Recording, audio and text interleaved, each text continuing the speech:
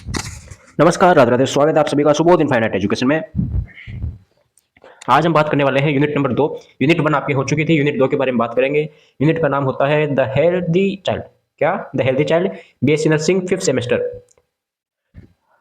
Paediatric first. ठीक है, paediatric first या चाइल्ड हेल्थ नर्सिंग फर्स्ट की हम बात करने वाले हैं।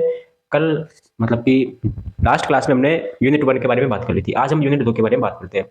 तो पहले बता दिया मैंने आपको कि बीएससी नर्सिंग 5th सेमेस्टर वाले और 6th सेमेस्टर वाले दोनों ये वीडियो देख सकते हैं। ठीक है, आगे चलते हैं। हम सबसे पहले हम इसका सिलेबस देख लेते हैं। ठीक है, क्या क्या सिलेबस में आए, इस यूनिट के क्या क्या सिलेबस में है, तो वो देख लेते हैं। सबसे पहले हम देखो, सबसे पहले आता है definition and principle of growth and development, factor affecting growth and development. तीसरा आता है growth and development from birth to adolescent, growth and development theories. ठीक है, ये 4 थ्योरीज है आपके पास। फिर आता है न्यूट्रिशन, ये हटाओ। फिर आता है हमारे पास न्यूट्रिशन नीड्स ऑफ चिल्ड्रन या इन्फेंट्स की, जैसे ब्रेस्ट फीडिंग आ गया, एक्सक्लूसिव ब्रेस्ट फीडिंग आ गया, EBF, सप्लीमेंट्री या आर्टिफिशियल ब्रेस्ट फीडिंग आ गया, सॉरी फीडिंग आ गया, और वीडिंग आ गया। इसके बाद में बेबी फ्रेंडली हॉस्पिटल कंसेप्ट आ गया, और types and values of play and selection of play material. ठीक है, ये आपके पास ये सिलेबस रहता है। सेकेंड यूनिट में ये सिलेबस रहता है। तो हम पूरी जो भी टॉपिक है, सभी टॉपिक के बारे में बात करेंगे। सबसे पहले हम बेसिकली देख लेते हैं कि कोई भी चाइल्ड होता है, इन्फेंट होता है, वो उसकी एज क्या होती है। ठीक है, कुछ नॉर्मल पैरामीटर्स देख लेते हैं। तो देखो, सबसे पहले तो जो न्यू बॉर्न है, कोई बच्चा हुआ, तो कोई भी बच्चा होता है, बर्थ होता है उसका, तो वो क्या कहलाता है? 28 दिन तक, बर्थ से लेकर 0 से लेकर 28 दिन तक का समय क्या कहलाता है? नियोनेट कहलाता है। ठीक है, एक महीने से, अब देखो यहाँ पर 28 दिन तो हो गया, मतलब एक महीना हो चुका, तो एक महीने से 1 साल का टाइम कहलाता है इन्फेंट। 1 साल, 1 महीने से 1 साल का जो बच्चा होता है, बेबी होता है, वो इन्फेंट कहलाता है। 1 साल से 3 साल तक के बच्चे को क्या कहते हैं? पर टोडलर बोलते हैं। कौन सी एज होती है? वो टोडलर होता है। फिर 3 साल से 6 साल के बीच का, 3 ईयर टू 6 ईयर के बेबी को हम क्या बोलते हैं? प्री स्कूल बोलते हैं। प्री स्कूल बेबी बोलते हैं या प्री स्कूल एज होती है ये। 6 साल से 12 साल तक के को स्कूल एज होती है। और अडल्सेंट आपको पता है, ये 12 से 18 साल तक के को अडल्सेंट बोलते हैं। और 18 से बाद में आपको पता है क्या होता है। तो क्योंकि हम 18 साल तक ही बात करते हैं, क्योंकि पीडियाट्रिक में हम 18 ईयर तक की बात करते हैं, उसके बाद में फिर वो अडल्ट हेल्थ नर्सिंग आ जाती है। ठीक है, तो पीडियाट्रिक में 18 साल तक के को ही माना जाता है, या फिर उनके बारे में स्टडी करी जाती है। तो ये तो आपने देख लिया, नॉर्मल एज की बात कर ली हमने। नियोनेट हो गया, ठीक है, इन्फेंट हो गया, टोडलर हो गया, प्री स्कूल, स्कूल, एडolescents, ये सब हो गए। इसके बाद में हम देखते हैं वाइटल साइन के बारे में। जो न्यू बॉर्न होता है उसकी हार्ट रेट कितनी होती है? तो ये हार्ट रेट हो गई 120 टू 160 पर मिनट हो गई, बीट पर मिनट। रेस्पिरेशन रेट होती है उसकी 30 से 60 होती है। टेम्परेचर, नॉर्मल टेम्परेचर होता है 36.5 टू 37.5 डिग्री सेल्सियस। और ब्लड प्रेशर की बात करते हैं, ब्लड प्रेशर होता है ये कितना? 80। अब आप ऐसे में समझना, मतलब कि 80/50 या 60/40। 60/40 से 80/40 उसका टेम्परेचर होता है, वो सॉरी ब्लड प्रेशर होता है नॉर्मल। अगर दोनों में से एक पूछे तो आपको बताना है 80/50 mm/Hg। ठीक है, तो ये हमने नॉर्मल वाइटल साइन के बारे में बात कर ली न्यूबॉर्न के। फिर बर्थ टाइम पर, भाई बर्थ टाइम होता कितने का है? तो नॉर्मल बर्थ टाइम होता है 37 से 42 वीक, 37 टू 42 वीक में जो बेबी होता है वो टर्म बेबी कहलाता है। टर्म मतलब कि नॉर्मल टाइम में होता है वो। ठीक है, अगर प्री टर्म हो, क्या हो? Pre term. तो प्री टर्म होता है अगर 37 वीक से पहले हो जाए। ठीक है, अगर इससे पहले हो जाता है तो प्री टर्म होता है। और पोस्ट टर्म जो 42 वीक के बाद में हो कोई, तो वो पोस्ट टर्म कहलाता है। नॉर्मल हाइट कितनी होती है बच्चे की? न्यूबॉर्न की हाइट होती है 45 से 55 सेंटीमीटर, या हम बात कर लेते हैं एवरेज 50 सेंटीमीटर उसकी हाइट होती है। वेट कितना होता है? वेट होता है सर 2.5 टू 4 kg, या एवरेज 3 kg का इसका वेट होता है। हेड सर्कमफ्रेंस, अब हेड सर्कमफ्रेंस आपको पता ही है।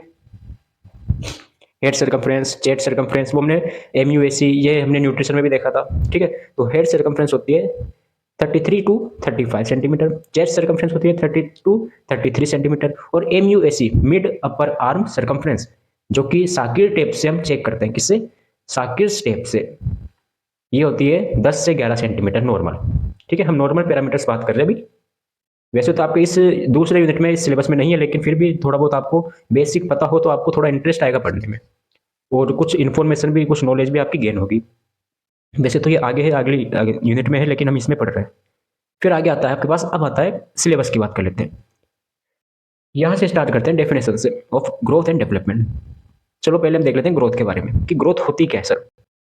तो देखो पहले हम देखते हैं ग्रोथ के बारे में। Growth refers to physical increase in size of body और इट्स पार्ट।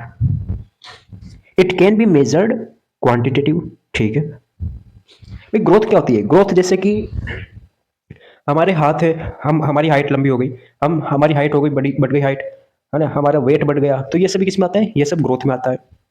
जैसे सेल होती है सर, सेल होती है, पता है आपको सेल का? तो जैसे कि ये सेल हो गई हमारे पास, ये सेल दो हो गई, ठीक है, दो से चार हो गई, तो ये क्या हो गया? ये तो हो गया सर ग्रोथ हो गई, ठीक है ना, जो कि क्वांटिटेटिव होती है। कौन सी होती है? क्वांटिटेटिव, जिसे हम मेजर कर सकते हैं, क्वांटिटेटिव होती है। जैसे कि एग्जांपल हो गया increase in the height, weight, head circumference हो गई, ठीक है, increase in size of organs, तो ये तो क्या हो गया? ग्रोथ हो गई। लेकिन डेवलपमेंट क्या होता है? डेवलपमेंट जैसे कि development is the progressive increase in skills and function of the body. Skills and function increase हो तो वो डेवलपमेंट होता है। ग्रोथ तो थी क्वालिटी, सॉरी, ग्रोथ क्या थी? क्वांटिटेटिव थी, जबकि डेवलपमेंट क्या होता है? क्वालिटेटिव होता है। क्या होता है? क्वालिटेटिव होता है। मतलब कि इसको मेजर नहीं कर सकते नॉर्मली, अगर हम बात करें तो इसको मेजर नहीं कर सकते। अब देखेंगे मेजर भी कर सकते हैं, लेकिन कहां पर कर सकते हैं वो अब देखेंगे आगे। जैसे एग्जांपल हो गया, बच्चा है, बैठना सीख गया, खड़ा होना सीख गया, चलना सीख गया, तो ये क्या हो गया? उसकी स्किल्स डेवलप हो गई, फंक्शन डेवलप हो गए, तो ये डेवलपमेंट हो गया। स्पीच बोलना सीख रहा है, इमोशनल मेच्योरिटी हो गई, सोशल बिहेवियर, ठीक है, वो सब क्या आता है? डेवलपमेंट के अंदर आता है। जैसे आपने न्यूरॉन पढ़ा तो उसमें, चलो वो तो अभी बात नहीं करेंगे उसकी। अब दोनों में डिफरेंस देख लेते हैं। ग्रोथ एंड डेवलपमेंट में डिफरेंस क्या होता है? तो ग्रोथ तो हमने देख ली, ग्रोथ क्या होती है? क्वांटिटेटिव होती है, मतलब कि नंबर बढ़ते हैं उसमें, तो जबकि डेवलपमेंट में होता है क्वालिटी बढ़ती है। क्वालिटेटिव मतलब कि स्किल्स एंड फंक्शंस का क्या होता है? डेवलपमेंट होता है, इंक्रीज होते हैं। दूसरा डिफरेंस देखें हम, इसमें फिजिकल चेंजेस आते हैं, जबकि डेवलपमेंट में फंक्शनल चेंजेस आते हैं। अभी देख लिया हमने, ये मेजरेबल होता है, जबकि ये डायरेक्टली मेजर नहीं कर सकते, इनडायरेक्टली करते हैं। अभी बताएंगे आपको कैसे करते हैं। ग्रोथ की बात करते हैं। Growth stop after maturity, growth रुक जाती है मेच्योरिटी के बाद में। जबकि अब जैसे आपको पता है हाइट है, हाइट अभी कुछ एज तक ही हाइट बढ़ती है, उसके बाद में हाइट क्या आ जाती है? रुक जाती है, ठीक है ना, तो ये स्टॉप हो जाती है मेच्योरिटी के बाद में। जबकि डेवलपमेंट की बात करते हैं, डेवलपमेंट कंटिन्यूटी चलता रहता है, कंटिन्यूस चलता रहता है जब तक की जिंदगी है हमारी, ठीक है सर। आगे चलते हैं, अपन बात करते हैं principles of growth and development. Principle की बात करते हैं तो ये मतलब कि होता कैसे है डेवलपमेंट या ग्रोथ कैसे होती है। तो फर्स्ट आता है कंटिन्यूस प्रोसेस। भाई ग्रोथ एंड डेवलपमेंट क्या है? कंटिन्यूस प्रोसेस होती है। ये थोड़ी कि हाइट है, चलो मान लो वो तो हाइट तो आपके कुछ एज के बाद जाके रुक गई, लेकिन पहले से तो बढ़ रही है ना भाई, वो एज आ रही है, उससे पहले पहले तो हाइट बढ़ी रही है, तो कंटिन्यूस प्रोसेस हो गई। दूसरा आता है प्रोसेस्ड फ्रॉम हेड टू टोए, यानी कि सिफेलोकोडल होती है। इसकी प्रिंसिपल होता है ग्रोथ एंड डेवलपमेंट क्या होता है? सिफेलोकोडल होती है, मतलब कि पहले हेड डेवलप होगा, उसके बाद में टोए या टेल डेवलप होगी, ठीक है ना। भाई अगर नॉर्मल भी अगर हम बात करते हैं तो सिफेलोकोडल में पहले हेड डेवलप होता है, या फिर जैसे जब बच्चा बनता है, ठीक है, जब वुम्ब में बन रहा है, चलो ठीक है, जब यूट्रस में बेबी है वो बोर्न हो रहा है, मतलब कि अंदर जब वो डेवलप हो रहा है अंदर ही अंदर, तो वो सबसे पहले उसका हेड डेवलप होगा, ना कि टेल, ठीक है ना। मतलब कि पहले अपर बॉडी डेवलप होती है, उसके बाद में लोअर बॉडी डेवलप होती है। तो डेवलपमेंट या ग्रोथ कैसे चलती है? हेड टू टोए चलती है सर। दूसरा आता है process from centre to periphery, यानी कि प्रोक्सिमो डिस्टल होता है। Growth and development proximodistal होती है। कैसे होती है? तो पहले जैसे कोई भी ये सपोज ये कोई भी बच्चा है, ठीक है, अब ऐसा थोड़ी है कि पहले ये हाथ बन गया, ये बीच का हिस्सा है, ये बाद में बना है। ऐसा थोड़ी है कि भाई पहले क्या हुआ, पहले ऐसे हो गया, अब ये धीरे धीरे आते आते फिर बाद में ये जुड़ेगा, ऐसे थोड़ी होता है। मतलब कि सेंटर टू पेरीफेरी होती है कोई भी ग्रोथ एंड डेवलपमेंट होता है तो, ओके। यूनिक होती है ग्रोथ एंड डेवलपमेंट, क्या होता है? यूनिक होता है। और जनरल टू मास, जनरल या मास टू स्पेसिफिक होती है ग्रोथ। भाई ग्रोथ एंड डेवलपमेंट है वो स्पेसिफिक होती है और यूनिक होती है, ये हमने बात कर ली। अब आगे चलते अपन कि कौन कौन से फैक्टर है जो कि ग्रोथ एंड डेवलपमेंट को अफेक्ट करते हैं। ग्रोथ एंड डेवलपमेंट को कौन कौन से फैक्टर अफेक्ट करते हैं, तो बेसिकली मेनली 3 इसके क्या होते हैं फैक्टर्स होते हैं। कौन कौन से होते हैं 3? तो वो आप सबको दिख ही रहा है, जेनेटिक्स हो गया, प्रीनेटल हो गया और पोस्ट नेटल हो गया है। जेनेटिक्स मतलब कि पता है आपको जेनेटिक्स क्या होता है। प्रीनेटल मतलब कि पहले, और पोस्ट नेटल मतलब कि बाद में।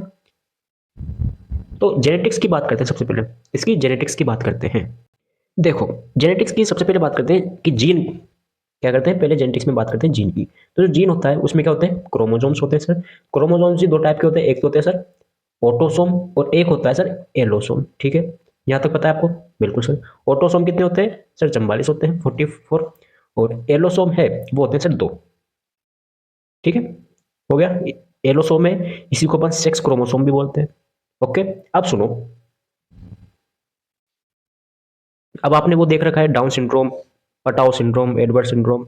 तो अगर ऑटोसोम में कोई प्रॉब्लम हो जाती है, ठीक है, किसमें? ऑटोसोम में अगर कोई प्रॉब्लम हो जाती है, क्रोमोसोम्स में कोई प्रॉब्लम हो जाती है, ट्राइसोमी हो गई या फिर कुछ भी हो गया, तो बेबी में क्या हो सकता है? पटाओ सिंड्रोम हो सकता है, एडवर्ड सिंड्रोम हो सकता है और डाउन सिंड्रोम हो सकता है। पटाओ सिंड्रोम 13 नंबर के क्रोमोसोम्स पर, एडवर्ड सिंड्रोम 18 नंबर के क्रोमोसोम्स पर और डाउन सिंड्रोम 21 नंबर के क्रोमोसोम्स पर, जो कि ट्राइसोमी हो जाती है, इनके कारण होता है। ठीक है, तो हुआ क्यों? जेनेटिक्स के कारण ही प्रॉब्लम हुई है। तो जेनेटिक्स के कारण इनकी ग्रोथ और डेवलपमेंट है वो अफेक्ट होंगे। ठीक है, अब इधर हम बात कर लेते हैं ऑटोसोम के बारे में। सॉरी, ऑटोसोम के हो गया ना, अब बात कर लेते हैं एलोसोम के बारे में। एलोसोम है, एलोसोम में फर्स्ट आता है क्लाइन फिल्टर सिंड्रोम और दूसरा आता है टर्नर सिंड्रोम। जो क्लाइन फिल्टर सिंड्रोम होता है, चलो इसको साइड में कर देते हैं। जो क्लाइन फिल्टर सिंड्रोम होता है वो, उसमें क्या होता है सर? जो क्लाइन फिल्टर सिंड्रोम है, इसमें क्या होता है? 47XXY ये देखने को मिलता है आपको। जबकि टर्नर में क्या देखने को मिलता है? ठीक है, 45X देखने को मिलता है। तो हुआ क्यों? ये जेनेटिक्स के कारण तो हुआ है भाई, जेनेटिक्स के कारण ही तो बेबी में जो ग्रोथ एंड डेवलपमेंट है वो अफेक्ट हुई। ठीक है सर, हो गई बात। चलो अब बात करते हैं नेक्स्ट हमारे पास प्रीनेटल की। किसकी? प्रीनेटल के बारे में।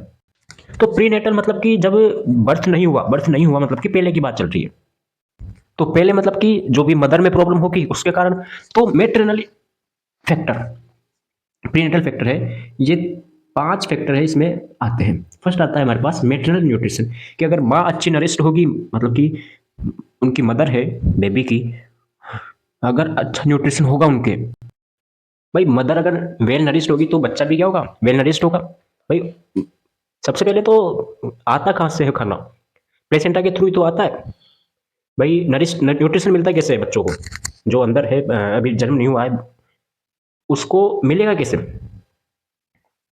कहाँ से मिलेगा? तो सर वो तो वहीं से मिलेगा। एम्ब्रियो है, जाइगोट है, वो भी एम्ब्रियो है, उसको मिलेगा कहाँ से न्यूट्रिशन? तो सर वो प्लेसेंटा से मिलेगा। प्लेसेंटा मतलब कि मदर से, तो मदर के थ्रू ही मिलेगा। तो अगर मदर अच्छी न्यूट्रिशन होगी मदर का, तो बच्चे में भी क्या अच्छा न्यूट्रिशन होगा। और सपोज एक एग्जांपल बताते हैं आपको कि मदर में क्या है, मदर में कमी है किसकी? आयरन की या फिर फोलिक एसिड की। फोलिक एसिड की या फोलेट की क्या है? कमी है। किसकी? फोलेट की कमी है अगर किसमें? मदर में। तो बेबी में क्या प्रभाव पड़ेगा? तो सर बेबी में प्रभाव पड़ सकता है किसका? अगर मदर में फोलेट की कमी है, डेफिशिएंसी ऑफ फोलिक एसिड है, तो क्या होगा? तो बच्चे में होगा neural tube defect. Neural tube defect जो कि हमने 5th semester, sorry 4th semester में जेनेटिक्स में पढ़ा था। न्यूरल ट्यूब डिफेक्ट, इसमें क्या हो जाता है? स्पाइना बिफिडा बाइफिडा पढ़ा था ना, ये प्रॉब्लम हो जाती है बच्चे में। और बच्चा है वो इस ओकल्टा हो जाएगा। आगे पढ़ेंगे इस पूरी बीमारी के बारे में। ओकल्टा मतलब कि उसकी जो स्कल है पीछे से, जो भी स्कल है, ठीक है, ये स्कल है, यहाँ पर कुछ प्रॉब्लम हो जाएगी। सॉरी स्कल क्या, स्कल तो होती है स्पाइन, स्पाइन में। ठीक है, तो ये हो गई सर बात। फिर आता है मेटरनल इलनेस। क्या? Maternal illness. अगर मदर क्या हो गई? बीमार हो गई। क्या हो गई? इलनेस हो गई अगर मदर में, तो बच्चे पर भी प्रभाव पड़ेगा। जैसे सपोज डायबिटीज है, मदर में क्या है? डायबिटिक है। चलो आपको समझा देते हैं सही तरीके से। ये हो गया प्लेसेंटा, ये हो गया बेबी, ठीक है, और ये हो गई, क्या हो गई? कॉर्ड हो गई। ठीक है, क्या हो गई? कॉर्ड हो गई। अब देखो इसमें होता क्या है, दो तो होती है आर्टरीज और एक क्या होती है? एक होती है वेन, ठीक है। तो दो तो होती है अम्बलाइकल आर्टरीज और एक होती है क्या, अम्बलाइकल वेन, ठीक है। अब अम्बलाइकल वेन और दो हो गई अम्बलाइकल आर्टरी। अब ये प्लेसेंटा है, प्लेसेंटा से ग्लूकोज जा रहा है, ब्लड जा रहा है, ऑक्सीजन जा रहा है, सब जा रहा है। किसके थ्रू जाता है, वो जाता है सर इसी के थ्रू, अम्बलाइकल वेन के थ्रू प्योर ब्लड जाता है, ठीक है। ना कि और आर्टरी से, आर्टरी के थ्रू बेबी से इधर की साइड जा रहा है ये, और ये जा रहा है इधर की साइड। आगे बात समझ में? तो देखो होता क्या है कि जब ये यहां से गया, ग्लूकोज गई, क्या गया, ग्लूकोज गया, ग्लूकोज जा रहा है, ज्यादा अमाउंट में जा रहा है, क्यों, क्योंकि मदर क्या है, मदर डायबिटिक है, डायबिटिक है, ग्लूकोज ज्यादा जा रहा है, ग्लूकोज क्या जा रहा है, ज्यादा जा रहा है।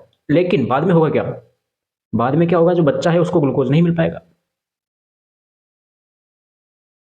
या फिर चेंजेस मिलेगा ग्लूकोज में, ज्यादा जा रहा है कम जा रहा है वो आपके ऊपर है भाई। अगर कमी हो ग्लूकोज की या फिर ज्यादा हो ग्लूकोज की, तो अपन तो एक वो बात करते हैं गेस्टेशन डायबिटिक मेलाइटिस की। तो मदर क्या है, मदर क्रोनिक हाइपरग्लाइसेमिक है। हाइपरग्लाइसेमिया है मतलब कि ग्लूकोज अमाउंट ज्यादा है, ग्लूकोज अमाउंट ज्यादा है, तो जब ज्यादा जाएगा बच्चे में ज्यादा जाएगा जब उसका, तो क्या होगा, इसमें क्या चेंजेस देखने को मिलेगा, तो इसमें चेंजेस देखने को मिलेगा सर, क्या मिलेगा, मैक्रोसोमिया, क्या हो जाएगा, बच्चे में हो जाएगा मैक्रोसोमिया। नॉर्मल डिलीवरी नहीं होगी उसकी, ऑपरेशन के थ्रू होगा, ठीक है। अब स्टार्टिंग से तो ज्यादा जा रहा है उसमें ग्लूकोज, लेकिन जब उसका क्या हो गया, बेबी का क्या हो गया, बर्थ हो गया, बर्थ के बाद में ग्लूकोज कहाँ से लेगा वो, फिर थोड़ी मिलेगा उसको ज्यादा। तो जब नहीं मिलेगा तो वो बेबी क्या होगा, बेबी हो जाएगा हाइपोग्लाइसेमिक, हाइपोग्लाइसेमिक, क्योंकि उसको बाद में मिल ही नहीं रहा ग्लूकोज, तो ग्लूकोज की क्या आ जाएगी, कमी आ जाएगी। तो ये होता है इसमें। ग्लूकोज की अगर हम अमाउंट देखें, तो अगर 40 mg पर डीएल से कम है बच्चों में, तो वो हाइपोग्लाइसेमिया कहलाता है। और अगर यहाँ पर हम उसकी ब्लड प्रेशर की बात करते हैं, बीपी की, हाइपरटेंशन है अगर मदर, तो उसमें तो हमने देखा था क्या, मैक्रोसोमिया हो गया था, मैक्रोसोमिया। लेकिन जब डायबिटिक की बात करते हैं, सॉरी हाइपरटेंशन की बात करते हैं, प्रेगनेंसी इंड्यूस्ड हाइपरटेंशन, तो इसमें क्या हो जाता है, माइक्रोसोमिया, माइक्रोसोमिया हो जाता है। तो जो मैक्रोसोमिया का मतलब क्या होता है, मैक्रोसोमिया मतलब कि जैसे कि नॉर्मल बेबी ये है, ठीक है ना, नॉर्मल ये है, लेकिन मैक्रोसोमिया मतलब कि उसका जो सिर है वो बढ़ जाएगा, ठीक है, कुछ ऐसा होगा वो। जबकि माइक्रोसोमिया में नॉर्मल बेबी ये है, इससे भी क्या हो गया, वो छोटा हो गया, ठीक है। माइक्रो में छोटा हो जाता है, मैक्रो में सिर है वो बढ़ जाता है। ये हमने नॉर्मल बात कर ली, आईयूजीआर भी इसी में होता है, उसकी बात बाद में करेंगे। थर्ड आता है हमारे पास मेटरनल इन्फेक्शन, क्या आता है, maternal infection, maternal infection, illness हो गई, इन्फेक्शन आता है। इन्फेक्शन मतलब कि अगर उसको क्या हो, सपोज मदर को क्या है, इन्फेक्शन है, कौन सा, मदर को इन्फेक्शन है सीआरएस है, कौन सा, सीआरएस, हमने कम्युनिटी में पढ़ा था सीआरएस के बारे में, रूबेला, कंजेनाइटल नाइटल रूबेला सिंड्रोम, रूबेला सिंड्रोम। तो अगर किसको, किसको है ये है सर मदर को, मदर को सीआरएस है, कंजेनाइटल रूबेला सिंड्रोम है, तो बेबी में क्या क्या इफेक्ट पड़ सकते हैं, तो बेबी में तीन चीज की प्रॉब्लम हो सकती है, कौन कौन सी, एक तो हियरिंग प्रॉब्लम या ईयर प्रॉब्लम हो सकती है, एक तो ईयर प्रॉब्लम हो गई, एक आई प्रॉब्लम और एक हार्ट प्रॉब्लम, ये तीन चीज देखने को मिलती है। तो अगर ईयर प्रॉब्लम है तो ईयर प्रॉब्लम में डीफनेस हो सकता है, आई प्रॉब्लम है, आई प्रॉब्लम में क्या होगा, कैटारेक्ट, पता है ना, कैटारेक्ट सर्जरी, कैटारेक्ट हो गया। और हर्ट है, हर्ट में देखने को मिलेगा सीएचडी, कंजेनाइटल हर्ट डिजीज, ठीक है, आगे पढ़ेंगे हर्ट डिजीज। तो ये हो गया सीआरएस की बात कर ली हमने, इन्फेक्शन की बात कर ली, मेटरनल इन्फेक्शन। अब हार्मोन की बात करते हैं सर, अब बात करते हैं हार्मोन के बारे में, मेटरनल हार्मोन। तो मेटरनल हार्मोन में जैसे कि सपोज क्या बोलते हैं, मदर है, मदर को क्या है, हाइपोथायरोडिज्म है, हाइपोथायरोडिज्म है, हाइपोथायरोडिज्म है, तो क्या होगा भाई, हमें पता है कि थायरोक्सिन हार्मोन है वो क्या करता है, तो थायरोक्सिन हार्मोन स्केलेटल ग्रोथ करता है, स्केलेटल ग्रोथ करता है, हड्डी वगैरह बोन वगैरह है इसके लिए काम में लिया जाता है, ग्रोथ करता है। तो अगर जब हाइपोथायरोडिज्म है तो हम क्या करेंगे, बेबी में इफेक्ट पड़ सकता है, तो हम क्या करेंगे, उसको ट्रीट करने के लिए क्या करेंगे, T4 इंक्रीज कर देंगे, क्या कर देंगे, T4 इंक्रीज कर देंगे, ताकि बेबी और जो मदर है दोनों को फायदा हो सके। फिर आता है मेटरनल सब्सटेंस एब्यूज। सपोज अगर कोई मदर है वो क्या कर रही है, एब्यूज कर रही है एल्कोहल का, स्मोकिंग का, एटसेट्रा, बहुत सारी चीजें हैं, ड्रग्स ले रही है, तो उनका क्या प्रभाव पड़ता है बच्चे पर। तो देखो अगर एल्कोहल का यूज कर रही है, अगर मदर एल्कोहल का यूज कर रही है, तो बेबी में क्या हो सकता है, बेबी में हो सकता है फिटल, लिख लेना आप, foetal alcohol syndrome, foetal alcohol syndrome हो सकता है, ठीक है, फिटल एल्कोहल सिंड्रोम हो सकता है बेबी में। और इसमें क्या क्या देखने को मिलेगा, इसके सिम्टम्स हो सकते हैं जैसे वेट लॉस हो गया, ठीक है, वेट लॉस हो सकता है, हाइट लॉस हो सकता है, आई स्मॉल हो सकती है, आंखें छोटी हो जाएगी, वेट कम हो जाएगा उसमें, ठीक है। कोर्स फेशियल फीचर्स हो सकते हैं जैसे, और हाइपर एक्टिव होगा बच्चा, क्या होगा, हाइपर एक्टिव होगा। क्यों? क्योंकि उसको नशा चढ़ रहा है एक तरीके से, तो हाइपर एक्टिव हो गया। और अगर स्मोकिंग कर रही है मदर, क्या है, स्मोकिंग करती है, तो बच्चे पर क्या प्रभाव पड़ेगा, तो बच्चा क्या है, बच्चे में क्या सिम्टम देखने को मिलेगा, एक तो मिलेगा हाइपोक्सिया, क्योंकि मैंने बताया भी आपको बाहर तो कम मिलेगी उसको, जैसे ग्लूकोज है, ग्लूकोज अंदर ज़्यादा मिलती है, बाहर कम मिलती है, तो कमी हो जाएगी, उल्टा हो जाएगा, तो हाइपोक्सिया होगा उसको। ओके। और बेबी है वो लो बर्थ वेट होगा, एलबीडब्ल्यू होगा। हमने नॉर्मल वेट देख लिया हमने। अगर 2.5 किलो से 2.5 kg से कम हो वेट, तो वो एलबीडब्ल्यू के अंदर आता है, ठीक है ना। यहाँ तक होगी बात। अब बात करते हैं पोस्ट नेटल फैक्टर के बारे में। पोस्ट नेटल फैक्टर के बारे में बात करते हैं। फर्स्ट आता है चाइल्डहुड न्यूट्रिशन। तो चाइल्डहुड न्यूट्रिशन में जैसे कि अब न्यूट्रिशन किससे मिलता है बच्चों को, जब बेबी बर्थ हुआ है तो न्यूबॉर्न है उसमें किससे न्यूट्रिशन मिलेगा, ब्रेस्ट फीडिंग से मिलेगा। तो ब्रेस्ट फीडिंग हम आगे पढ़ेंगे, इसको छोड़ो भी। दूसरा आता है चाइल्डहुड इलनेस। चाइल्डहुड इलनेस मतलब कि बेबी अगर क्या है, जो बच्चा है, चाइल्ड है, वो suffering from some disease, neonatal type के कोई डिजीज से अगर पीड़ित है, तो क्या होगा, पीड़ित है सपोज, अगर उसमें क्या है कि हम बात कर लेते हैं, सीजर्स देखने को मिलेगा अगर क्या हो, अगर बेबी में क्या हो, hypoxic hypoxic ischaemic hypoxic ischaemic encephalopathy, क्या हो, एनसेफेलोपैथी हो, एनसेफेलोपैथी हो, तो क्या होगा, अगर ये हो बच्चे पे, तो बच्चा क्या है, सीजर से सफर होगा, सीफर उसमें सीजर सिम्टम्स आएंगे, उसमें क्या आएंगे, सीजर लाइक सिम्टम्स आएंगे। दूसरा होता है, अगला आता है हमारे पास कौन सा, चाइल्डहुड इन्फेक्शन। क्या आता है, चाइल्डहुड इन्फेक्शन। तो चाइल्डहुड इन्फेक्शन में जैसे कि अगर बच्चे को क्या है, HIV हो, भाई हो जाता है ना, वर्टिकल ट्रांसमिशन हो जाता है, तो HIV हो, ठीक है, HBAG हो, तो ये अगर कोई इन्फेक्शन हो अगर, तो इसमें क्या है कि इसमें प्रॉब्लम ये आएगी, जो वैक्सीन लगाते हैं अपन, बेबी को क्या है वैक्सीन लगाते हैं, तो इसमें लाइव वैक्सीन क्या होती है, कॉन्ट्रा इंडिकेटेड होती है। लाइव वैक्सीन कॉन्ट्रा इंडिकेटेड होती है, यानी कि ये नहीं लगेगी, लाइव वैक्सीन नहीं लगेगी तो प्रॉब्लम आ सकती है। तो इन्फेक्शन की बात कर ली। फिर आता है हॉर्मोन्स। हॉर्मोन्स की मतलब कि भाई बर्थ हो चुका है, चाइल्ड है, चाइल्ड को अगर GH हार्मोन, ग्रोथ हार्मोन अगर कम मिल रहा है तो लेस अमाउंट में मिल रहा है तो ड्वार्फिज्म हो जाएगा, पता है आपको। और हार्मोन अगर ज्यादा मिल रहा है, हार्मोन एक्सेस अमाउंट में है, तो क्या क्या देखने को मिलेगा, एक्रोमेगली, नाम सुना होगा आपने, एक्रोमेगली हो गया, जिंजेटिज्म हो गया, तो वो देखने को मिलेगा। ये हो गई अपने चाइल्डहुड इन्फेक्शन की बात कर ली। और प्ले, नेक्स्ट आता है प्ले। प्ले को भी हम आगे पढ़ेंगे, ठीक है। तो ये कुछ फैक्टर्स है जो कि ग्रोथ एंड डेवलपमेंट को अफेक्ट करते हैं। हमने वन बाय वन एक एक को सेपरेटली समझ लिया है, ठीक है, कैसे अफेक्ट कर रहे हैं ये। आगे चलते पर नेक्स्ट आता है हमारे पास डेवलपमेंट। डेवलपमेंट है, डेवलपमेंट हम अब जैसे आप देखोगे सर, ये यूनिट है, सॉरी ये सिलेबस है आपका। अब इस सिलेबस में देखो आप, ये हो गया हमारे पास, ये हो गया। अब जो ये चीज़ है, ये चीज़ को हम हेडिंग चेंज करके लिख रहे हैं, ठीक है। फिर ये थ्योरी वगैरह हम करेंगे, ये कंप्लीट करेंगे हम। तो जो ये वाला पोर्शन है, इसको हम थोड़ा चेंज करके लिख रहे हैं ताकि आसानी रहे आपको। तो देखो डेवलपमेंट की बात करते हैं। डेवलपमेंट क्या होता है, बात कर ली हमने नॉर्मली, डेवलपमेंट नॉन मेजरेबल होता है, बात कर ली क्वालिटेटिव होता है, लेकिन हम इसको असेस कर सकते हैं। डेवलपमेंट को कैसे असेस करें, मैंने बताया था आपको कि हम आगे पढ़ेंगे कैसे मेजर कर सकते हैं। तो असेस कैसे करेंगे, हम असेस करेंगे 3 चीज़ों से। कौन कौन सी, first one is reflex, reflex हो गया, माइलस्टोन हो गया, डेवलपमेंट थ्योरी हो गई। इन 3 चीज़ों से हम डेवलपमेंट को असेस कर सकते हैं, मेजर कर सकते हैं। कैसे करते हैं, एक एक को पढ़ते हैं। सबसे पहले हम देखते हैं किसकी बात, रिफ्लेक्स की बात। रिफ्लेक्सेस की बात करते हैं हम सबसे पहले। रिफ्लेक्स क्या होता है, it is an involuntary act. ये क्या होता है, इनवॉलेंटरी एक्ट होता है, that is carried out by newborn in response to any stimuli. जब न्यूबॉर्न है उसमें हम कुछ भी स्टिमुलाई करते हैं, कुछ भी किसी भी टाइप का स्टिमुलाई करते हैं, तो वो न्यूबॉर्न है वो कुछ रिस्पॉन्स देता है स्टिमुलाई के थ्रू, स्टिमुलाई के अगेंस्ट कुछ क्या करता है, इन एक्ट करता है, इनवॉलेंटरी एक्ट करता है, वो क्या कहलाता है, रिफ्लेक्स कहलाता है। तो रिफ्लेक्स भी हम 2 टाइप के होते हैं, कौन कौन से, प्रिमिटिव एंड प्रोलेटिव। फर्स्ट आता है प्रिमेटिव या प्राइमेटिव, और सेकंड होता है प्रोलेटिव। तो फर्स्ट आता है प्रिमेटिव और प्रोलेटिव को हमने दोनों को कंपेयर करके पढ़ा है। प्राइमेटिव या प्रिमेटिव की हम बात करते हैं तो फर्स्ट आता है ये प्रेजेंट एट बर्थ। ये रिफ्लेक्स क्या है, बर्थ के टाइम से प्रेजेंट रहते हैं। प्रोलेटिव है, ये भी प्रेजेंट रहते हैं। प्रिमेटिव है, ये persist for short period of time, ये कुछ टाइम के लिए होते हैं। कैसे, अभी देखेंगे हम आगे, प्रिमेटिव को ही पढ़ेंगे। जो प्रिमेटिव है वो कुछ टाइम के लिए ही परसिस्ट रहते हैं, जबकि प्रोलेटिव है वो होल टाइम परसिस्ट रहते हैं। अभी दोनों के एग्जांपल समझेंगे। प्रिमिटिव है वो डिसअपियर हो जाते हैं कुछ पीरियड ऑफ टाइम के लिए। इनका जब टाइम पूरा होता है, शॉर्ट टाइम के लिए होते हैं, इनका टाइम जब पूरा होता है तो ये डिसअपियर हो जाते हैं और कभी भी नेवर रीअपियर, कभी भी वापस नहीं आते। जबकि प्रोलेटिव है वो कभी भी डिसअपियर नहीं होते हैं। जैसे अब इसकी हम बात करते हैं प्रिमिटिव के बारे में, जबकि हम प्रोलेटिव को एग्जांपल से समझते हैं। प्रोलेटिव जैसे कि पेरिस्टालाइसिस मूवमेंट हो गया। पेरिस्टालाइसिस मूवमेंट होता है स्टार्टिंग जब आपका जन्म हुआ तब से था, अभी भी है और लास्ट तक चलेगा, जब तक जिंदा हो, होल लाइफ चलेगा आपके पास, ठीक है। तो ये क्या हो गया, प्रोलेटिव हो गया, इनवॉलेंटरी हो गया। अब प्रिमिटिव की बात करते हैं। प्रिमिटिव में फर्स्ट रिफ्लेक्स आता है आपके पास, रूटिंग रिफ्लेक्स। क्या आता है, रूटिंग रिफ्लेक्स।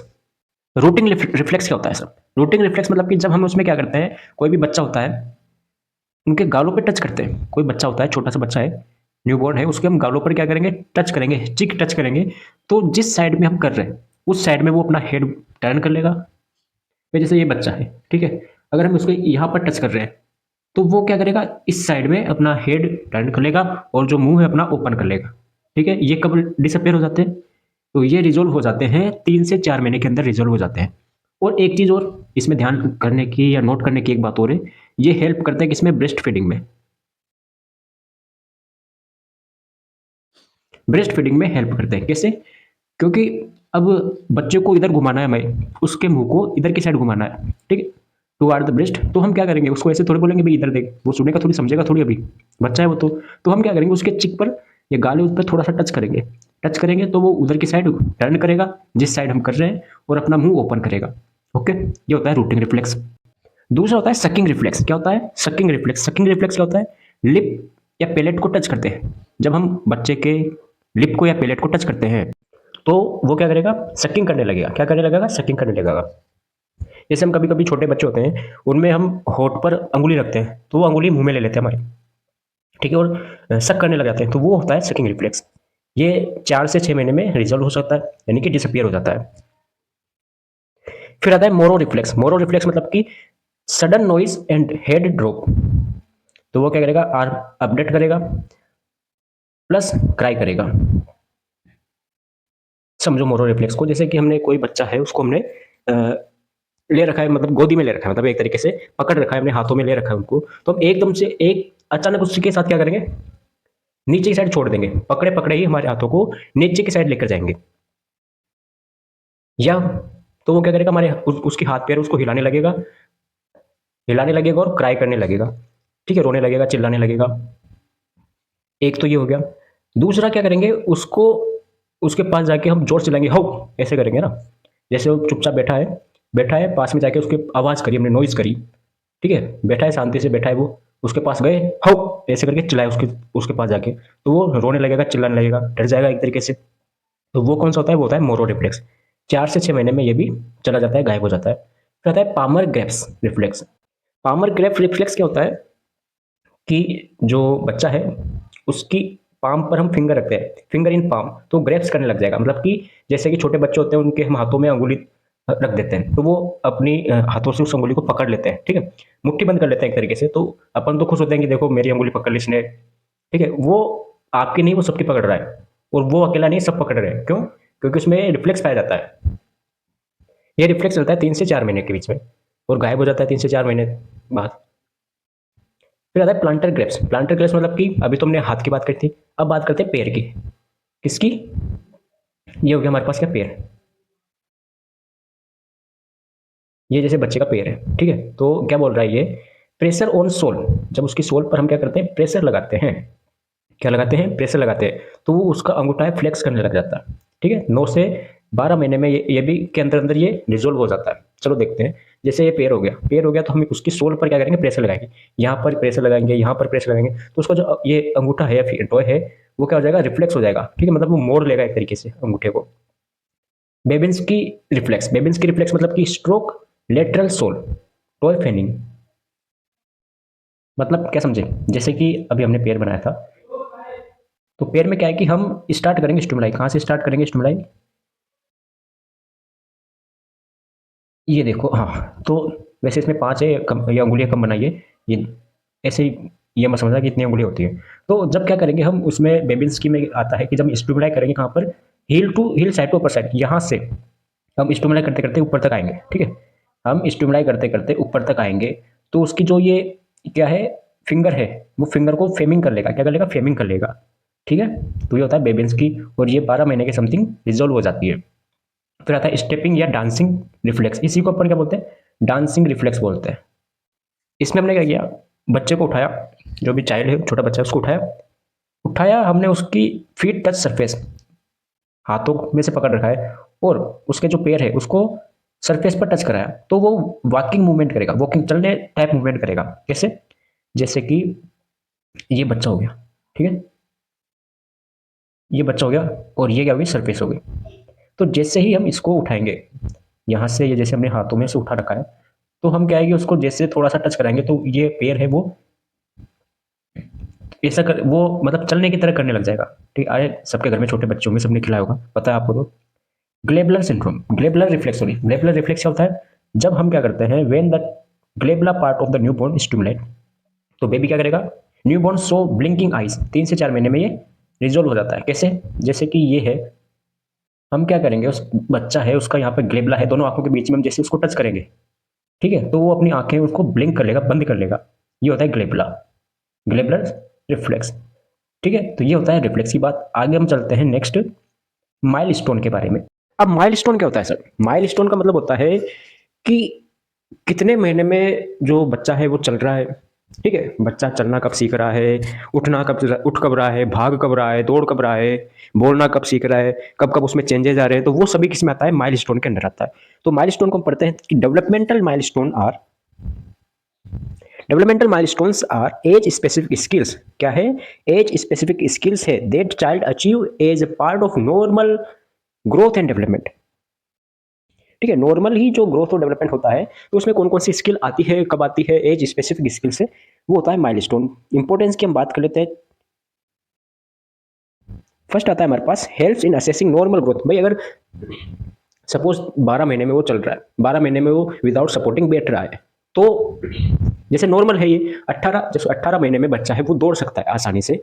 ठीक है, अगर वो दौड़ना सीख गया 18 महीने में, इसका मतलब क्या है, उसमें ग्रोथ और डेवलपमेंट अच्छे तरीके से हो रहा है, नॉर्मल हो रहा है। तो हम असेस कर सकते हैं, अगर वो 18 महीने में दौड़ रहा है, बच्चा रनिंग कर रहा है, तो हम असेस कर सकते हैं कि इसमें ग्रोथ हो रही है, वो नॉर्मल है। ठीक है, और अगर नहीं हो रहा, डिले हो गया, भाई सपोज 18 की जगह वो 25 महीने में दौड़ रहा है, तो मतलब उसमें कुछ डिले है, या फिर 25 नहीं तो वो 36 महीने में दौड़ रहा है। ठीक है, तो मतलब कि उसमें कुछ ना कुछ प्रॉब्लम है, नॉर्मल नहीं है उसकी ग्रोथ। दूसरा आता है assessing early detection end of development delay. ठीक है, बता दिया भाई अगर 18 में नहीं जा पा रहा, वो 18 में नहीं रनिंग कर पा रहा, और अगर वो लेट कर रहा है, मतलब उसमें डेवलपमेंट डिले है, तो इसका हमें जल्दी पता चल जाएगा, जल्दी पता चल जाएगा तो हम जल्दी से उसको ट्रीट कर देंगे। थर्ड आता है planning stimulation and intervention. Okay, तो ये होता है इंपॉर्टेंस हो गई। अब आगे देखते हैं कि जैसे 3 महीने का है बच्चा, 3 महीने का है, तो वो अपना हेड कंट्रोल कर लेगा और सोशल स्माइल करेगा। ठीक है, हंसेगा वो, ये नहीं है कि भाई बचपन से ही हंस रहा है, वो सोशली स्माइल कब करेगा, 3 महीने में करेगा, और हेड कंट्रोल कब करेगा, 3 महीने में करेगा। अब अगर कुछ कुछ किताबों में क्या होता है, मैं बताऊँ आपको, कुछ बुक्स में क्या होता है कि जैसे पॉइंट लिख देते हैं हेड कंट्रोल, फिर लिख देंगे 3 मंथ लिख देंगे, फिर सिट विद सपोर्ट 6 मंथ लिख देंगे, फिर लिखेंगे सोशल स्माइल 3 मंथ लिखेंगे। तो हमने क्या किया, हमने जो भी 3 महीने में पहले काम कर रहा है उनको अलग लिख लिया, 6 महीने में जो जो काम करता है उसको अलग लिख लिया। इससे क्या होगा, आपको आसानी रहेगी, याद करने में भी आसानी रहेगी और समझने में भी आसानी रहेगी। तो हमने क्या किया, इसको एक तो महीनों से लेकर ईयर तक, ठीक है, कम टाइम से लेकर ज़्यादा टाइम तक हमने इसको इस क्रम में, इस लाइन में जमाया। मतलब पहले महीने आ गया, फिर 3 महीने आ गया, फिर 6 महीने आ गया, फिर 9 महीने आ गया। तो ऐसा आपको क्या है, याद रहे, ज़्यादा प्रॉब्लम ना आए। तो 3 महीने में हमने देख लिया हेड कंट्रोल करना सीख जाएगा, वो सोशली स्माइल कर लेगा। 6 महीने में, 6 मंथ में वो सिट विदाउट विद सपोर्ट, किसी की सपोर्ट से, किसी की सहायता से कोई सपोर्ट लगा दो, सपोज हमने पीछे उसके पिलो लगा दिया और उसको बिठा दिया, तो वो सिट विद सपोर्ट, सपोर्ट के साथ वो बैठ जाएगा। ट्रांसफर ऑब्जेक्ट, ऑब्जेक्ट से उसको ट्रांसफर करेगा, इधर से उधर फेंकेगा, उधर से इधर फेंकेगा, तो 6 महीने में करेगा ऐसा काम।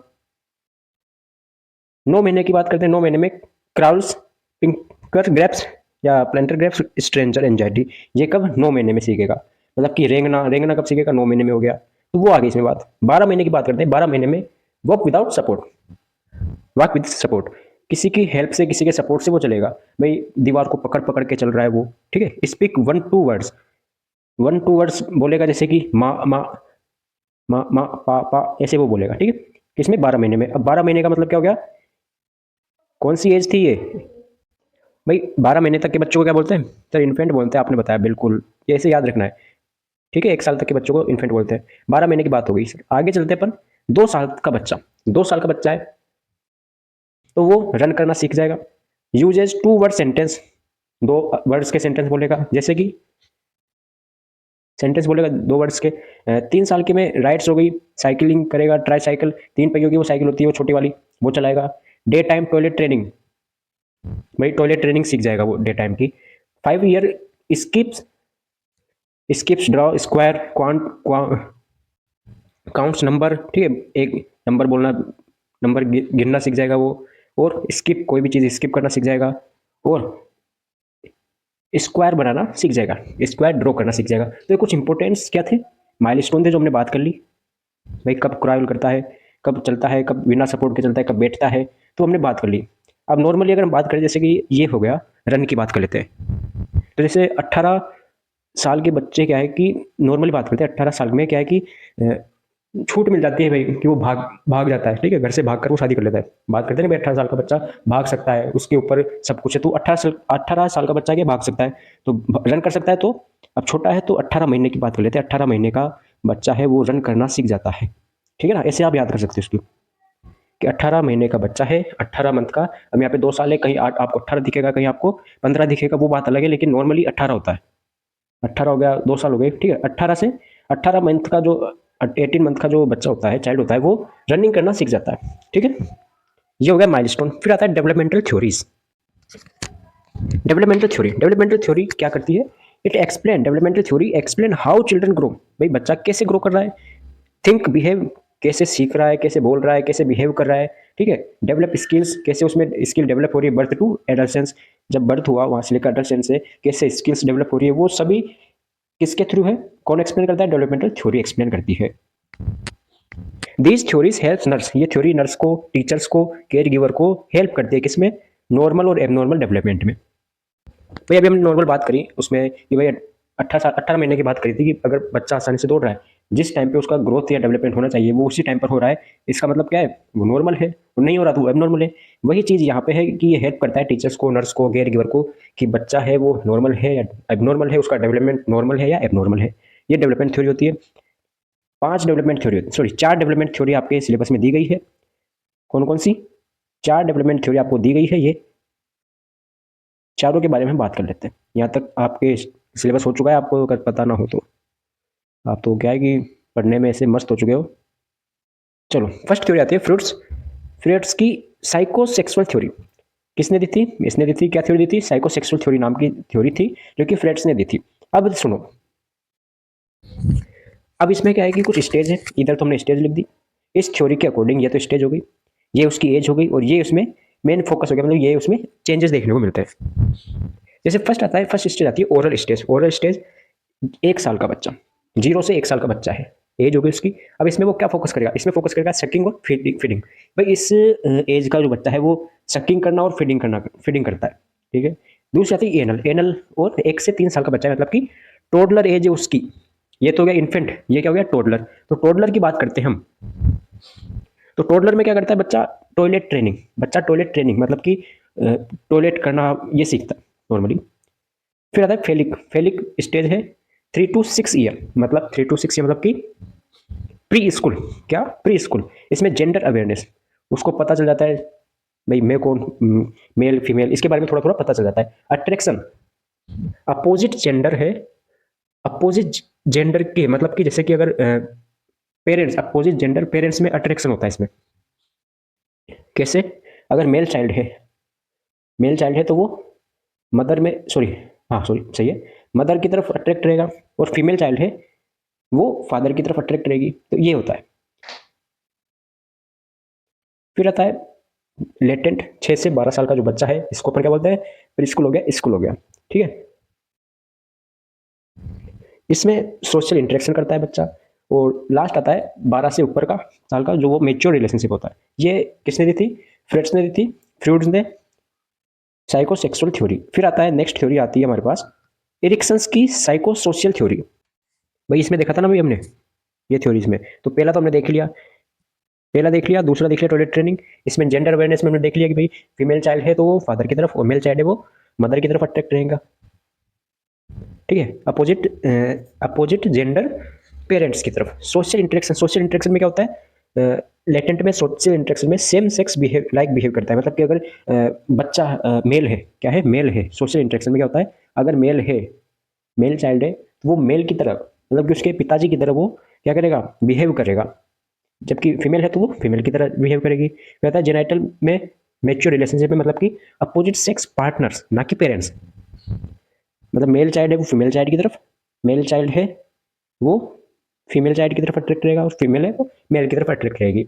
ठीक है, पेरेंट्स तो किस में था, पेरेंट्स तो था सिर्फ फेलिंग में, और पार्टनर किस में, जेनाइटल में। ओके, अब इरिक्सन्स की थ्योरी की हम बात करते हैं। इरिक्सन्स की थ्योरी क्या बताती है, development through social conflicts, social conflicts के थ्रू डेवलपमेंट होता है। अब इधर तो हमने लिख रखा है पॉइंट, और इधर लिख रखा है हमने एज। इन्फेंसी हो गया, टोडलर हो गया, प्री स्कूल हो गया, स्कूल एज हो गया, एडोलेसेंस हो गया। तो फर्स्ट आता है इन्फेंट्स। इन्फेंट्स मतलब कि जैसे इन्फेंट है, 1 साल का बच्चा है, तो 1 साल तक का बच्चा है, 28 दिन से 1 साल तक का बच्चा है, उसको इन्फेंट बोलते हैं। अगर उसकी देखभाल करोगे, केयर करोगे, तो वो उसको ट्रस्ट हो जाएगा कि ये हमारा जैसे हमारे घर वाले हैं, है ना, हमारी केयर करते हैं, तो उसको ट्रस्ट हो जाएगा। तो इसमें क्या है, उसकी पॉजिटिव पॉजिटिव एस्पेक्ट देखें हम इसका, तो होप हो जाएगी उसकी, क्या हो जाएगी, होप, कि ये क्या है, मेरे घर वाले हैं, ये मतलब जब बच्चा होता है, ये छोटा है, तो अगर कोई उसकी देखभाल करता है तो वो उसकी तरफ ज़्यादा रहता है। ठीक है, उसके साथ रहेगा। भाई अगर आप आपके कोई भी घर में छोटा बच्चा है, उसको चॉकलेट दोगे, ठीक है, उसको खिलाओगे, तो वो आपकी तरफ अट्रैक्ट हो जाएगा, उसको आप पर क्या हो जाएगा, ट्रस्ट हो जाएगा। और अगर नहीं करोगे तो मिसट्रस्ट हो जाएगा। सेकंड आता है टोडलर। टोडलर में मत क्या होता है, टोडलर में सेम या डाउट होता है, भाई डाउट रहता है इसमें टोडलर में। थर्ड आता है इनिशिएटिव या गिल्ट, प्री स्कूल में। ठीक है, वो कुछ नई नई चीज़ें सीखता है, अगर वो नहीं कर पाता है तो उसको खुद पर क्या होता है, गिल्ट फील होता है। फोर्थ आता है इंडस्ट्री या इन्फीरियरिटी। ठीक है, इन्फीरियरिटी और इंडस्ट्री। फिफ्थ पॉइंट है, फिफ्थ में क्या होता है, एडल्सेंस है, आइडेंटिटी और रोल कन्फ्यूजन्स। इसमें क्या है कि जो बच्चा है वो खुद की आइडेंटिटी बनाने में लगा रहता है, कि मैं कौन हूँ, मेरी क्या पहचान है, वो अपनी आइडेंटिटी या पहचान बनाने में लगा रहता है। तो ये भी एरिक्सन्स की थ्योरी हो गई। फिर है पिजेट्स की कॉग्निटिव डेवलपमेंट थ्योरी या कॉग्निटिव बिहेवियर थ्योरी, सीबीटी।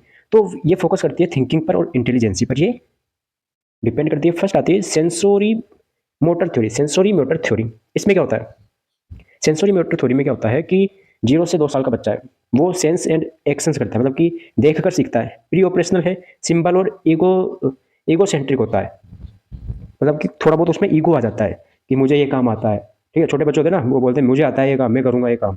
ठीक है, तो वो इसमें आ गया। फिर आता है कॉन्क्रीट ऑपरेशनल थिंकिंग। इसमें क्या होता है, 7 से 11 साल का बच्चा होता है, लॉजिकली थिंकिंग करता है इसमें। फिर आता है फोर्थ, फॉर्मल ऑपरेशनल। इसमें वो उसकी जो थिंकिंग है वो नॉर्मल हो जाती है, मतलब कि एक तरीके से समझदार हो जाता है वो। फिर आता है कोलबर्ग की moral development theory. Development of moral reasons के थ्रू इसमें डेवलपमेंट होता है। जैसे कि 3 इसमें क्या होते हैं, एस्पेक्ट्स होते हैं, प्री कन्वेंशनल, कन्वेंशनल और पोस्ट कन्वेंशनल। प्री कन्वेंशनल में क्या होता है, कोई बच्चा होता है छोटा सा, अब अगर वो गलत काम करेगा तो उसको पनिशमेंट मिलेगी, और अच्छा करेगा तो रिवार्ड्स मिलेगा। ठीक है, वैसे ही कन्वेंशनल में क्या होता है, अगर वो अच्छा काम करेगा तो वो गुड बॉय हो गया, और बुरा करेगा तो बैड बॉय हो गया। ठीक है, पोस्ट कन्वेंशनल में क्या है, वो उसको कोई रिवार्ड्स की जरूरत नहीं होती, कोई उसको बोलने की जरूरत नहीं होती, वो खुद अपने रूल्स और रेगुलेशन के अकॉर्डिंग वो अच्छा काम और बुरा काम करते हैं। ठीक है, उनमें रूल्स और रेगुलेशन आ जाते हैं और वो समझदार बन जाते हैं। ठीक है, ये बात कर ली हमने। चलो सर आगे बढ़ते हैं, ब्रेस्ट फीडिंग।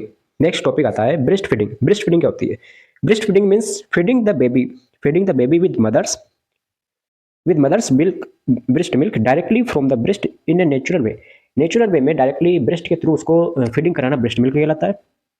ये कब स्टार्ट करनी चाहिए, भाई ब्रेस्ट मिल्क कब स्टार्ट करनी चाहिए, तो जितना जल्दी हो सके उतना जल्दी स्टार्ट कर दो, एज सुन एज पॉसिबल। यानी कि 30 मिनट के अंदर अंदर स्टार्ट कर दो अगर नॉर्मल डिलीवरी हुई है तो, और अगर ऑपरेशन के थ्रू डिलीवरी हुई है तो 4 घंटे के अंदर अंदर, 4 घंटे के अंदर अंदर स्टार्ट करनी है ब्रेस्ट फीडिंग। ठीक है, अब कोलेस्ट्रम आप सबको पता है, कोलेस्ट्रम क्या होता है, 3 से 4 दिन का जो मिल्क होता है उसे कोलेस्ट्रम बोलते हैं। और ट्रांजिशनल मिल्क क्या होता है, 7 से 10 दिन का मिल्क होता है, 7 से 10 दिन के बीच का जो मिल्क होता है उसके ट्रांजिशनल मिल्क बोलते हैं। ओके, क्या समझे सर, ये समझे हम कि फर्स्ट 3 to 4 डे 3 से 4 दिन तक का, यानी कि तीसरे दिन से लेकर 4 दिन तक का, एक दिन का, ऐसा नहीं है। पहले दिन से लेकर 3 दिन तक का जो मिल्क होता है वो होता है कोलेस्ट्रॉल। अब आप कहोगे सर हमने आपने तो 3 से 4 दिन बता रखा है, तो दूसरे दिन का या पहले दिन का मिल्क क्या कहलाता है? वो भी कोलेस्ट्रॉल कहलाता है। मतलब कि जब से स्टार्ट हुआ है वहां से लेकर के 3 या 4 दिन तक का जो मिल्क होता है उसे कोलेस्ट्रॉल बोलते हैं। ये है कहने की बात। आगे आता है एक्सक्लूसिव ब्रेस्ट फीडिंग, ईबीएफ, बहुत इंपॉर्टेंट है ये ईबीएफ। भाई एक्सक्लूसिव ब्रेस्ट फीडिंग है, बहुत सारी बेनिफिट्स होते हैं इसके, देखेंगे। Exclusive breast feeding means baby receive only breast milk for first 6 month. मतलब कि पहले 6 महीने तक, बेबी बर्थ से 6 महीने तक, बर्थ टू 6 मंथ केवल ब्रेस्ट मिल्क ही ले रहा है वो, ठीक है। केवल ओनली ब्रेस्ट मिल्क रिसीव कर रहा है, नो अदर फूड और ड्रिंक, नॉट इवन वाटर, ना तो पानी पी रहा है, ना कुछ फूड ले रहा है, ना कोई ड्रिंक कर रहा है। एक्सेप्ट मेडिसिन ओआरएस विटामिन, इनके अलावा, भाई मेडिसिन हो गई, ठीक है, इनके अलावा वो कुछ नहीं ले रहा ब्रेस्ट मिल्क के अलावा, ठीक है। ब्रेस्ट मिल्क और ये मेडिसिन ओआरएस विटामिन, इनके अलावा वो कुछ नहीं ले रहा, तो एक्सक्लूसिव ब्रेस्ट फीडिंग कहलाती है 6 महीने तक। अब इसके क्या क्या बेनिफिट्स होते हैं? फर्स्ट आता है कंप्लीट न्यूट्रिशन फॉर 6 मंथ। 6 महीने तक उसको कंप्लीट न्यूट्रिशन मिल जाता है, उसकी इम्यूनिटी स्ट्रॉन्ग हो जाती है। क्यों? अभी हम देखेंगे कोलेस्ट्रॉल में क्या क्या पाया जाता है। Prevent allergy and infection, allergy और इन्फेक्शन से बच सकता है। Reduce infant mortality, first class में हमने देखा था फर्स्ट यूनिट में इन्फेंट मोर्टिलिटी के बारे में, तो वो क्या होगी? रिड्यूस होगी, कम होगी। इसी के साथ साथ मदर में और बेबी है उसमें बॉन्डिंग अच्छी रहेगी, हार्मोन कंट्रोल रहेगा। मदर में पोस्टपार्टम है पीरियड है वो ठीक रहेगा। तो ये कुछ हाँ, एक टेम्परेचर मेंटेन रहेगा। तो ये क्या है? एक्सक्लूसिव ब्रेस्ट फीडिंग के बेनिफिट्स हो गए। अब कोलेस्ट्रम है, कोलेस्ट्रम क्या होता है? कोलेस्ट्रम सर येलो कलर का होता है, लेस इन अमाउंट में क्या होता है? कम रहता है, ठीक है। ये नहीं कि भाई आ रहा है तो अमाउंट में कम होता है। इम्यूनिटी रिच होती है, इम्यूनिटी मतलब कि कौन सी इम्यूनिटी सर? आईजीए, बिल्कुल आईजीए इम्यूनिटी होती है। प्रोटीन रिच अमाउंट में होता है 7 ग्राम के समथिंग, ठीक है। प्रोटीन कितना? 7 ग्राम के समथिंग होता है। अब ये कभी कभी पूछ लेते हैं कि साइन ऑफ गुड अटैचमेंट के क्या क्या साइन होते हैं, तो ये कभी कभी पूछ लेते हैं। तो फर्स्ट आ गया, ये साइन होते हैं ओपन वाइड माउथ, कि जब ब्रेस्ट फीडिंग करा रहे हैं, जब बच्चा ब्रेस्ट फीडिंग कर रहा है तो उसके क्या क्या साइन होते हैं। तो फर्स्ट होता है ओपन वाइड माउथ, उसका मुंह है वो वाइडली ओपन रहना चाहिए। Second is cover areola completely, areola है वो कंप्लीटली क्या होनी चाहिए? कवर होनी चाहिए मुंह के थ्रू। लोअर लिप इवर्टेड, अब जो लिप है, ठीक है, जो लिप है वो लोअर लिप है वो इवर्टेड होना चाहिए थोड़ा सा, ठीक है। गूगल करके आप एक बार डायग्राम देख लेना।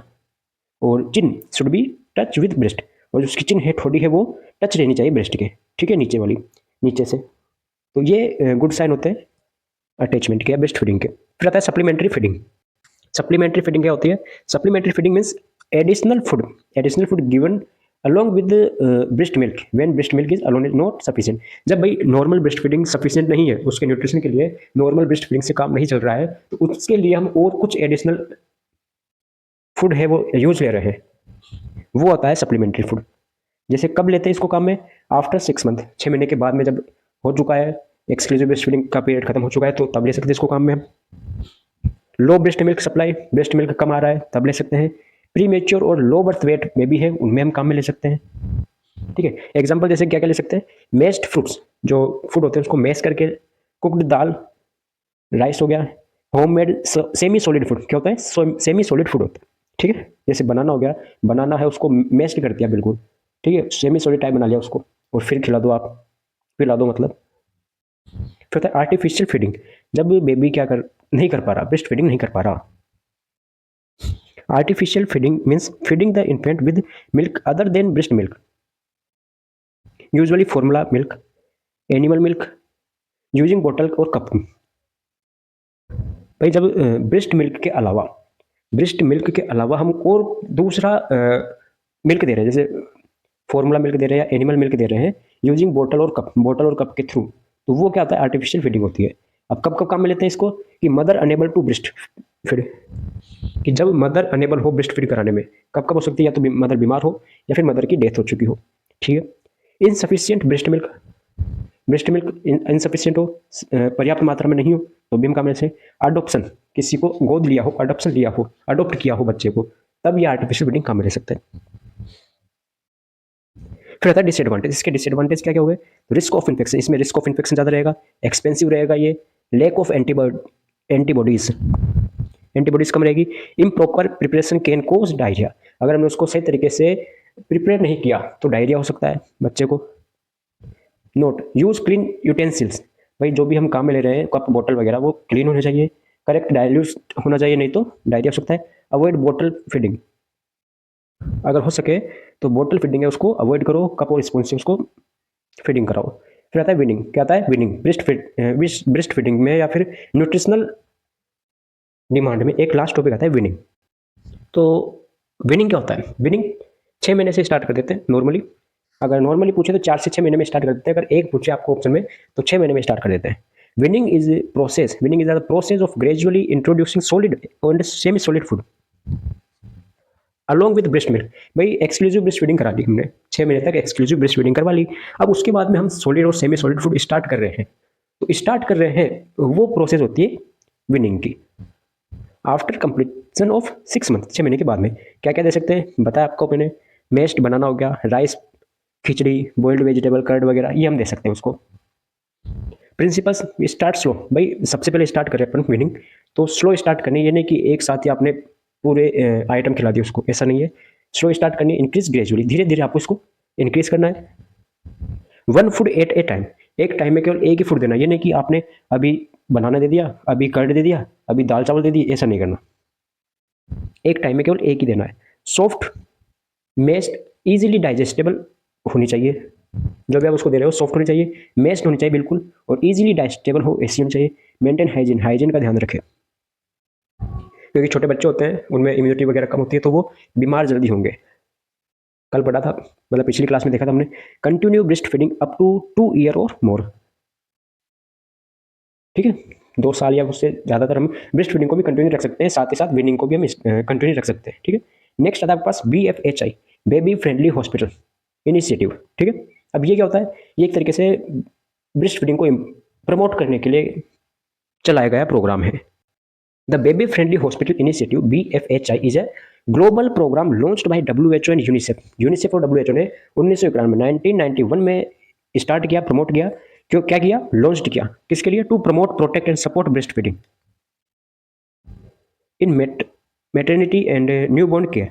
मैटरनिटी और न्यूबॉर्न केयर है उसको, उसके लिए ब्रेस्ट फीडिंग को प्रोटेक्ट किया, सपोर्ट किया और प्रमोट किया। इसका एम क्या है, उद्देश्य क्या है? To promote exclusive breast feeding for 6 month, कि पहले 6 महीने है उस टाइम के लिए आप केवल एक्सक्लूसिव ब्रेस्ट फीडिंग कराओ। To improve maternal and child health outcomes, ठीक है, ताकि जो भी उनकी केयर है चाइल्ड की और मैटरनल जो इम्प्रूव हो सके उनमें। ऑब्जेक्टिव्स क्या क्या है इसके? ऑब्जेक्टिव्स में आता है ensure hospitals follow optimal breast feeding practices, train health care staff to support breast feeding mothers, health care staff train होने चाहिए ताकि ब्रेस्ट फीडिंग है वो सपोर्ट कर सके मदर्स को। Create a supportive environment for mothers and infant, infant और mother के लिए एक सपोर्टिव इन्वायरमेंट क्रिएट करो। इंपॉर्टेंस क्या क्या है? फर्स्ट आता है reduce neonatal and infant mortality rate, भाई इससे क्या होगा? मैटरनल मोर्टेलिटी रेट होगी या फिर इन्फेंट मोर्टेलिटी रेट है वो कम होगी, ठीक है। दूसरा है क्योंकि अच्छा न्यूट्रिशन मिलेगा तो कम ही होगी। Prevent infection and malnutrition, infection और मालन्यूट्रिशन कम होंगे। प्रमोट मदर इन्फेंट बॉन्डिंग, बताया मैंने आपको ब्रेस्ट फीडिंग से क्या होता है, बेनिफिट्स में बताया था कि मदर और इन्फेंट है बेबी, उसमें बॉन्डिंग इंप्रूव होगी। और आज का लास्ट टॉपिक आता है हमारे पास types of play. Types of play, अब अभी मैंने बताया था आपको, क्लास स्टार्ट हुई तब वो हम पढ़ रहे थे फैक्टर, उसमें बताया था प्ले के बारे में कि प्ले कैसे अफेक्ट करता है बच्चों को। तो फर्स्ट प्ले आता है सोलिटरी प्ले, मतलब कि जब 2 साल तक का बच्चा है, 0 से 2 साल का बच्चा है तो अकेला खेलने लग जाता है, खुद ही अकेला खेलता है, उसको किसी की जरूरत नहीं होती, वो होता है सोलिटरी प्ले। दूसरा आता है parallel play, play side by side, भाई दूसरे खेल रहे हैं तो उनके साथ में नहीं खेल के उसके उनको देख देख के वो खुद अकेला खेल रहा है, ठीक है, वो आता है पैरेलल।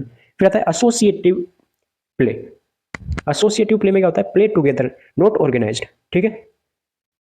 कोऑपरेटिव मतलब कि प्ले टुगेदर विद गोल, 4 से 6 भाई वो करेंगे कि हमें ये काम करना है, हम ये खेलेंगे, ठीक है, छोटे बच्चे होते हैं ना, तो वो हो गया कोऑपरेटिव प्ले में। अब प्ले हो गया, फिर आता है प्रीटेंड या सिंबॉलिक। प्रीटेंड या सिंबॉलिक प्ले क्या होता है? इमेजिनेटिव प्ले, इमेजिन करते रहते हैं वो कि चोर आ गया भागो, वो छोटे बच्चे होते हैं खेलते रहते हैं। फिजिकल या मोटर हो गया, तो इसमें क्या हो गया? रनिंग, जंपिंग, क्लिपिंग, भाग दौड़ेंगे, दौड़ लगाएंगे वो, ठीक है, इधर से उधर। आप शादियों में जाते होंगे, शादी में कोई भी प्रोग्राम होता है तो उसमें बच्चे इधर से उधर दौड़ते रहते हैं, जंप करते रहते हैं। क्रिएटिव क्रिएटिव में क्या होता है, ड्राइंग, पेंटिंग, म्यूजिक, ठीक है, वो ड्राइंग बनाते रहते हैं। गेम्स विथ रूल्स, ठीक है, जब 5 साल से बड़े हो जाते हैं तो स्पोर्ट्स हो गया, गेम्स रूल्स कि भाई ऐसे आउट हो जाएगा, यहाँ पे गई तो 6 हो जाएगा, तो वो रूल्स बनाते हैं और खेलते रहते हैं। अब वैल्यूज ऑफ प्ले, प्ले की क्या वैल्यू है, तो फर्स्ट आता है फिजिकली, प्ले की क्या वैल्यू है, भाई खेल रहे हैं वो, तो क्या वैल्यू है इसकी, फर्स्ट आता है physically, build strength and coordination, उनकी स्ट्रेंथ बिल्ड होगी, कोऑर्डिनेशन बिल्ड होगा उनका बच्चों में। कॉग्निटिव, प्रॉब्लम सॉल्विंग मेमोरीज, वो उनकी मेमोरी डेवलप होगी उनमें, ठीक है, प्रॉब्लम सॉल्व करेंगे वो। इमोशनल, इमोशनल की बात करते हैं, इमोशनल में express feeling, confidence, social, sharing और कोऑपरेशन, कोई भी चीज़ें शेयर करेंगे वो। लैंग्वेज, लैंग्वेज जैसे कम्युनिकेशन स्किल्स डेवलप होगी उनकी, ठीक है, जब खेलेंगे बाहर और दोस्त आएंगे उनके तो वो उनसे बात करना सीखेंगे, वोकेबुलरी सीखेंगे, कम्युनिकेशन स्किल्स डेवलप होगी। मॉरल मतलब कि पेशेंस रखना सीखेंगे, भाई एक तो अकेला खेल रहा है, वो अकेला खेल रहा है तो वही क्या करेगा, पूरा काम करेगा, वही खेलता रहेगा, लेकिन जब 2-4 लोग और खेलेंगे साथ में तो उसका नंबर आया दूसरे का, तो जब तक वो क्या है बैठा है, उसको पेशेंस की आदत पड़ जाएगी। अब सिलेक्शन ऑफ प्ले मटेरियल, कैसे सेलेक्ट करें, भाई किस एज के लिए क्या जरूरी है, कौन सा खेल जरूरी है, तो safe, age appropriate, durable, varied, educational, culturally relevant, ये खेल होने चाहिए।